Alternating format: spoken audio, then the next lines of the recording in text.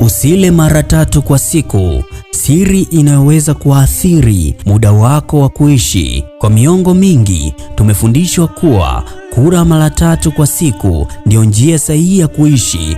Kifungua kinywa, chakula cha mchana na chakula cha jioni vimekuwa sehemu ya maisha yetu ya watu wengi duniani. Lakini katika maisha ya hivi karibuni, watafiti wameanza kuhoji ikiwa idadi ya milo ndio jambo muhimu zaidi au kama tatizo halisi ni namna tunavyokula.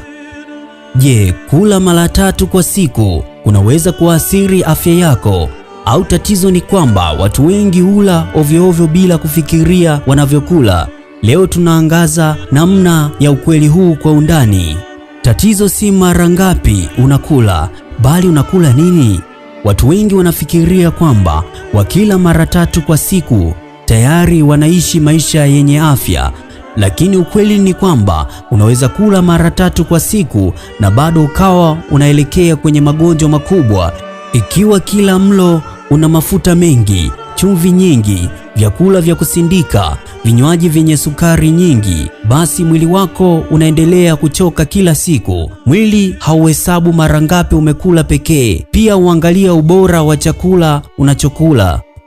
Kula ovyo ovyo ndio hatari kubwa zaidi. Leo hii watu wengi awali kwa sababu ya njaa, wanakula kwa sababu wameona chakula kizuri, wamechoka, wana msongo wa mawazo, wamezoea kutafuna muda wote, wanafuata starehe.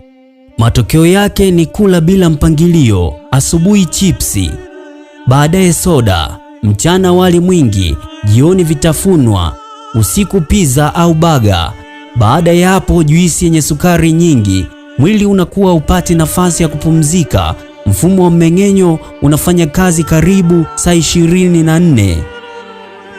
Mwili unahitaji muda wa kupumzika. Unapokula kila baada ya muda mfupi, kiwango chako cha homoni ya insulini huendelea kupanda mara kwa mara. Kadri hali hiyo inavyoendelea kwa muda mrefu, hatari ya kupata kisukari, unene uliopitiliza na magonjwa ya moyo vinaweza kukunyemelea au athari zinaweza kuongezeka.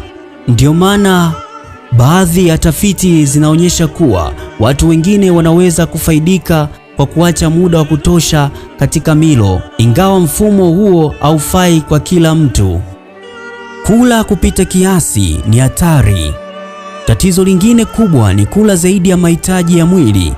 Mtu anakula mpaka anashindwa kupumua vizuri. Baada ya dakika chache analala. Mwili hulazimika kuhifadhi kalori zilizozidi kama mafuta. Baada ya miezi au miaka, uzito unaongezeka. Hatimaye yote, magonjwa huanza kuonekana tu. Vyakula vinavyoharibu afya taratibu. Baadhi ya vyakula vinaweza kuonekana havina shida, lakini vikiliwa mara kwa mara vinaweza kuongeza hatari ya magonjwa. Mfano, soda na vinywaji vya sukari, keki na pipi nyingi, chipsi za mafuta mengi, nyama zinazosindikwa, chakula cha haraka kinacholiwa kila siku. Vyakula hivi vikiwa vinaweza kuchangia unene, shinikizo la damu na matatizo ya moyo. Dalili za kula ovyo ovyo. Huenda mfumo wako wa kula unahitaji kubadilika. Ikiwa mara nyingi unalala baada ya kula kwa sababu ya uzito wa chakula, unaongezeka uzito haraka, unahisi njaa muda mfupi baada ya kula, unakula usiku sana kila siku, unakunywa soda karibu kila mlo, upendi mboga wala matunda. Dalili hizi zinaweza kuashiria kuwa mwili wako haupati lishe bora. Je, kula mara 2 ni bora? Hakuna idadi moja ya milo inayofaa kila mtu. Wapo wanaofanya vizuri wakila mara 2 kwa siku, wapo wanaohitaji milo 3 na wengine wanahitaji milo midogo midogo kadhaa kutokana na umri, kazi au hali ya kiafya. Jambo muhimu ni kuhakikisha unapata virutubisho vya kutosha bila kula kupita kiasi. Namna ya kuongeza nafasi ya kuishi maisha marefu.